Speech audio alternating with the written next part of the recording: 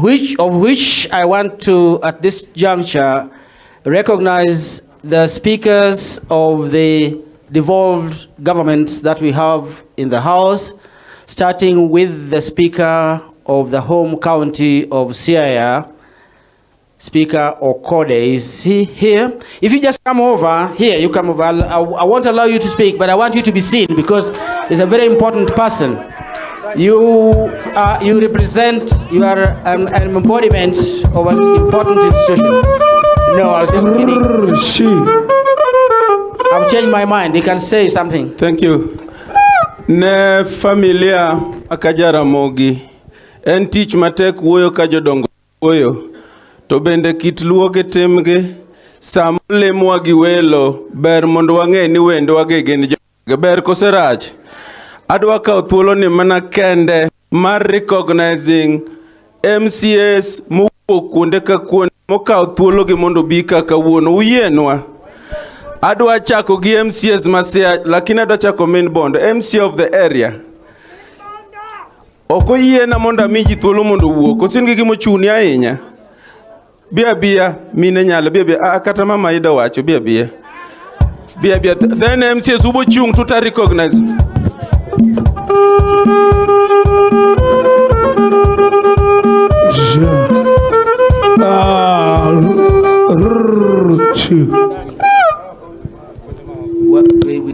Where they are. There's no time.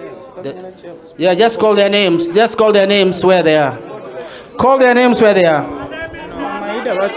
Hapana. Excuse me. Let's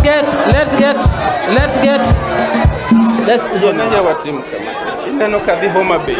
Alungu speaker ma Homa Bay. Oko wo recognize. Wadhi Kisumu. Alungu speaker ma Kisumu recognize. Okay, so min bonden host. Okay, done. Conceded. Aya, Joe wacho na penju ni will as many as of the opinion ni jogi almost Joe wacho ni ai.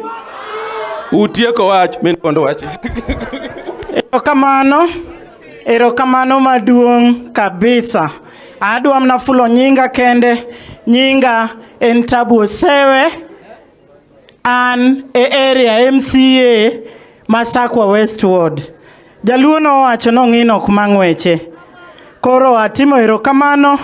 Jo ki understand mi yiena monda mosji. Mae en area na.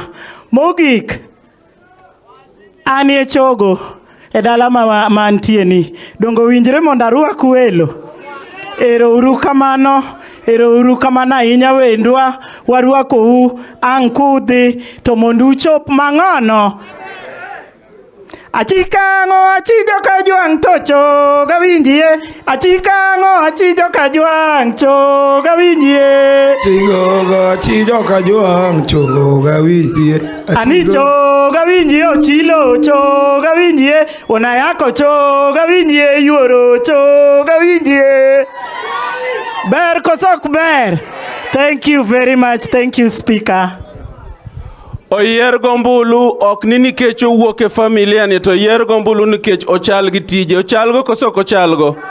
Wan gi MCAs mowuok Homa Bay kotelne kod speaker. To nikech okang'e nyinge gi adwa ko speaker Gaya. Bia kar ka mondo recognize MCAs mowuok Homa Bay.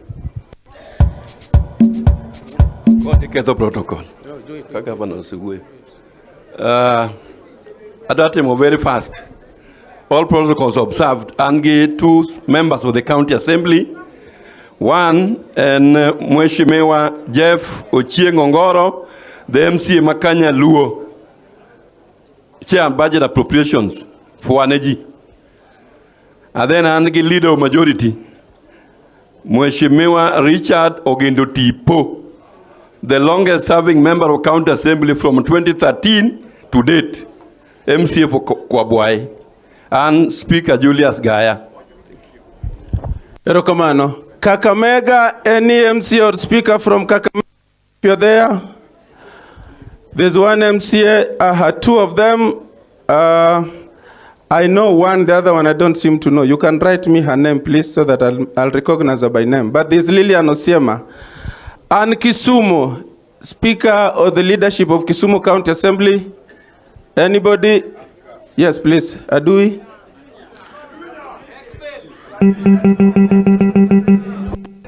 Kakalo kuom jakom gi all protocols of South. Bwana asifiwe. Dakumusa mre. Bwana asifiwe. Jakom wan jo ODM. Mane chama. To mbire mara kako se wachno vacancy onge. Jakome jatelo.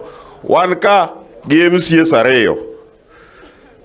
Wan gi Vincent Obuya Central Nyakachi. Wan gi Maurice Otieno Ngeta Awasi Onjiko. Kendo wan gi nyar dala kama obedo elected specially. Anyango ne nitie ka. Anyango Dumpoda. Nyangi bende MCA ka jakom. Mane ka kwa wuotho jatendo en Professor Peter Anyang' Nyong'o, the best governor in Eastern Central Africa. Ero kamano. Bwana asifiwe. Aya, MCA machielo ma Kakamega iluongo ni Roslyn Kaitibi. Karibu sana. Aya, dibede MCA mora mowuok Nairobi? Onge. Aya, siya chunguru mondo recognize kuma untie no ero. MCS Masiaya. Ero kamano. In any order, abo chako gi MCA Mayala Township iluongo ni William Kinyanyi, kinde moro ne en Deputy Mayor Nairobi. Antie kod MCA ma Ukwala Ward iluongo ni Peter Oduor, jomoko luonge ni Bas. Antie gi MCA ma East Asembo, Gordon Onyango Ngoro, Agodi Jathum ung'eye. Ero kamano. Antie gi MCA Mogwel miluongo ni Shalom Oduor ma represent youth e od bura Masiagi chama mar ODM. Adhi South Uyoma an gi MCA miluongo ni Michael Otieno mong'ere kaka Diala Password. Karibu. Aya, antie gi MCA ma South Game iluongo ni Brian Chieng, nyinge mong'ere mang'eny en Otuom Polo. Ero kamano. Antie gi MCA ma South Game ma Central Game iluongo ni Silas Madingu, joma ng'eny luonge ni nyathi kich. Ero kamano. Aya, kantie MCA yeyote ambaye anatoka popote nchini Kenya ambaye hatuja kujua, tafadhali usimame tukuone popote ulipo. Haya.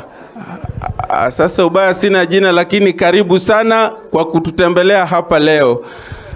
Inakuwa vigumu kuzungumza wakati wakubwa washaongea, na kwa hivyo sitasema mingi. Mimi nitasema nakubaliana na mama ambaye alisema kwamba kwa kazi ambayo Jakoma anatafuta ni Waketo Chongwa Manelo, and to the ground be our knees. Thank you very much.